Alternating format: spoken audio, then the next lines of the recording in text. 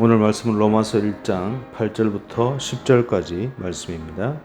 제가 봉독하겠습니다. 먼저 내가 예수 그리스도로 말미암아 너희 모든 사람에 관하여 내 하나님께 감사함은 너희 믿음이 온 세상에 전파됨이로다.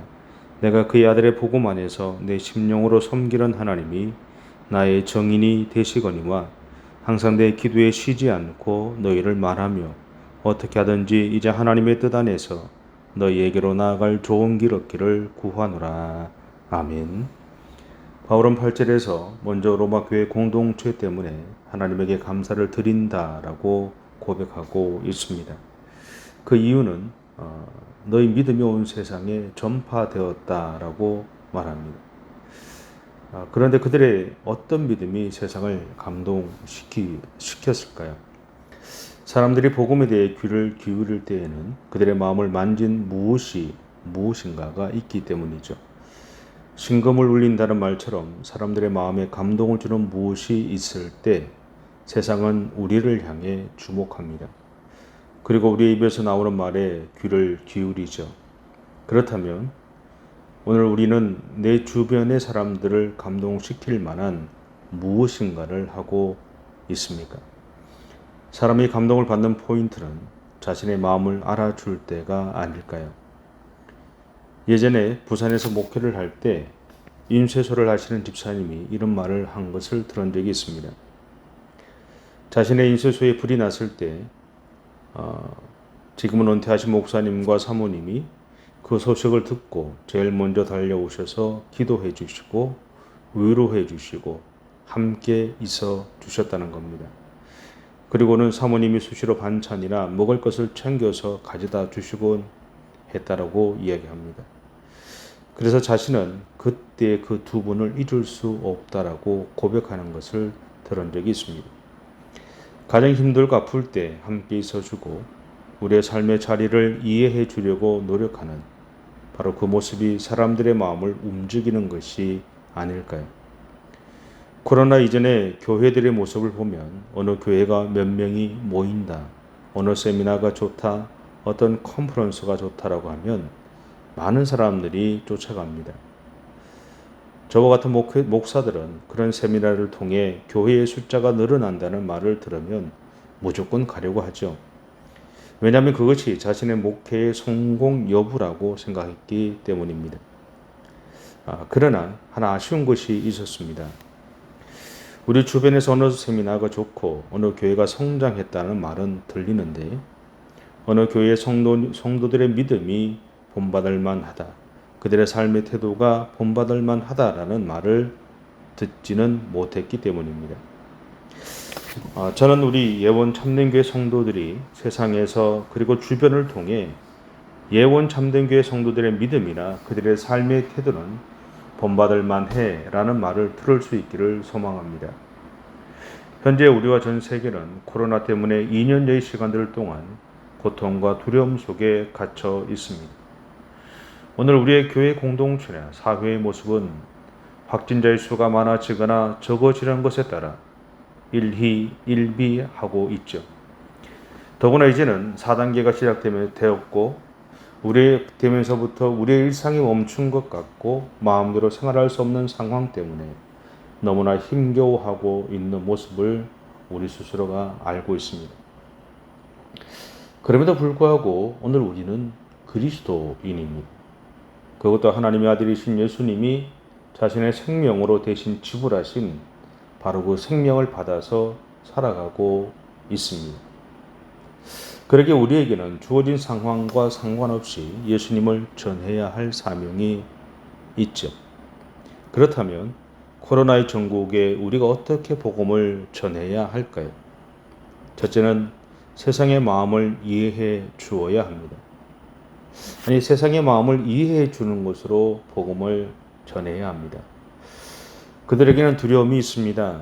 코로나에 걸릴까 하는 두려움, 코로나에 걸려 가정의 삶이 어려움에 처할까에 대한 두려움, 코로나 때문에 생업의 건강이 무너질 것에 대한 두려움, 내가 아닌 다른 사람의 부주의로 인해 코로나의 상황이 악화되는 것에 대한 두려움, 그리고 오늘 하루도 무사히 지나갈 수 있을까에 대한 두려움이 있습니다. 물론 그리스도인인 우리에게도 이러한 두려움이 있죠. 하지만 우리에게는 한 가지 더 두려움이 있습니다. 그것은 평소처럼 예배당에서 함께 예배를 드리면서 하나님의 만지심을 경험하지 못하는 현실로 인해 자신의 영성이 무너질 것에 대한 두려움이 있죠. 그런데 교회 지도자들에게는 코로나로 인해 이미 익숙해진 온라인으로 드리는 예배 때문에 코로나가 종식되어졌을 때 성도들이 교회를 찾아오지 않을 것에 대한 두려움이 있습니다. 그리고 그 결과로 교회의 재정이 약해질 것에 대한 두려움도 있습니다. 그런데 바로 이런 시기에 우리에게 필요한 것이 있습니다. 그것은 나의 아버지이신 하나님을 믿는 것입니다. 여러분, 지금이 바로 하나님을 신뢰할 시간입니다. 예수님은 수가성에서 만난 사마리아 여자가 어디서 예배를 드려야 하는가라고 물었을 때 이렇게 대답하셨습니다. 요한복음 4장 21절부터 24절 말씀인데 제가 메시지 성경으로 읽겠습니다. 여자여, 내 말을 믿으라.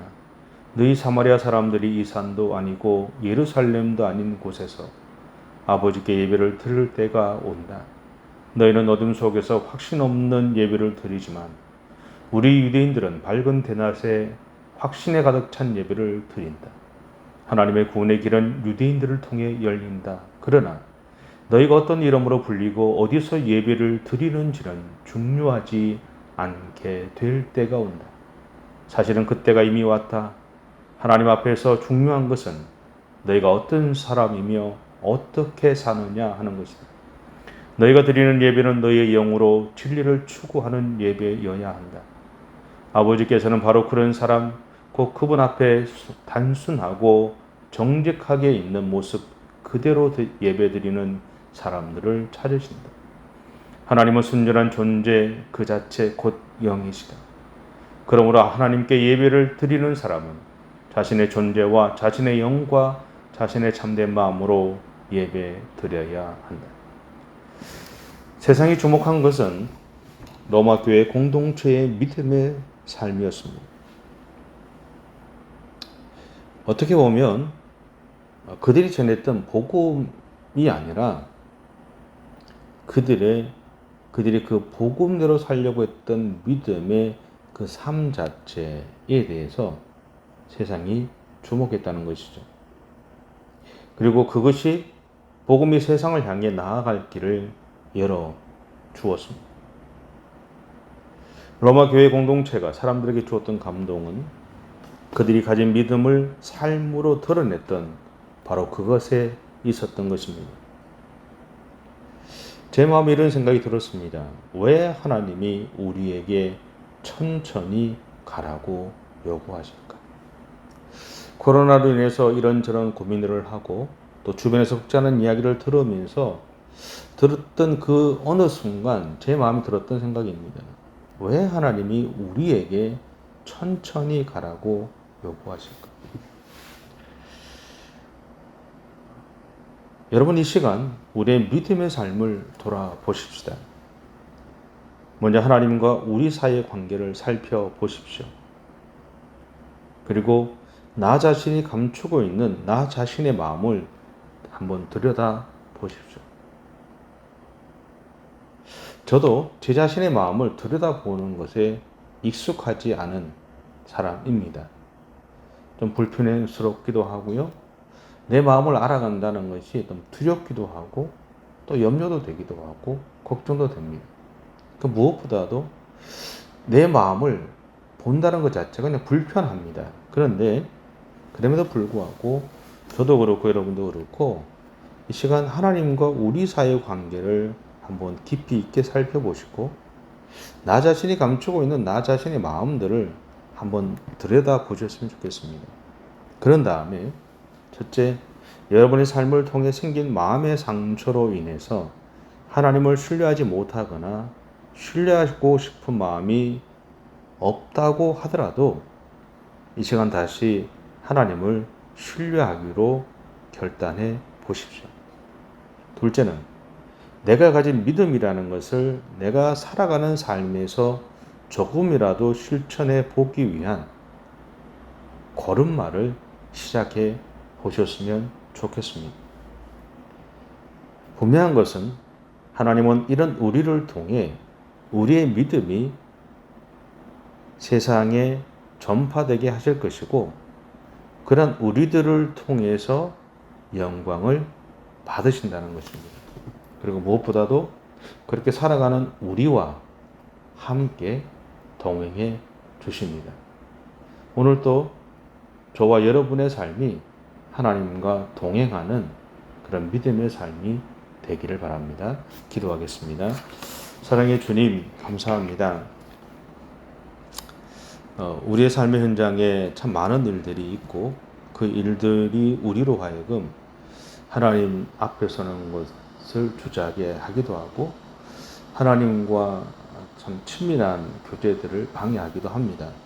그럼에도 불구하고 다시 한번 우리의 마음들을 다잡게 하시고, 우리의 마음을 살펴보게 하시고, 하나님과 우리와의 관계를 다시 한번 재정립하게 하셔서, 하나님, 상황과 환경에 묶여 있는 것이 아니라 상황과 환경은 변하지 않다 하더라도 하나님과 나와의 관계 또한 변함없이 더욱더 깊이 있게 교제하고 하나님의 마음을 놓치지 않고 살아가는 믿음의 삶이 오늘 또 우리 가운데 펼쳐질 수 있도록 은혜를 허락해 주시옵소서.